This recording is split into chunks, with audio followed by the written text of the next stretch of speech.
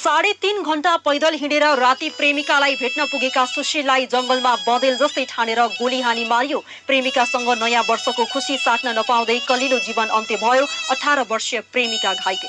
अश्विन प्रेमिकासँग नयाँ वर्षको खुशी साट्न भन्दै 3.5 घण्टा हिँडेर जंगलमा गएका प्युठानको 9 बहिनी गाउँपालिका 4 खवाङका 19 वर्षीय सुशील परियारलाई सिकारीले बँदेल जस्तै मानेर गोली चलाउँदा उनको घटनास्थलमा नै ज्यान गयो।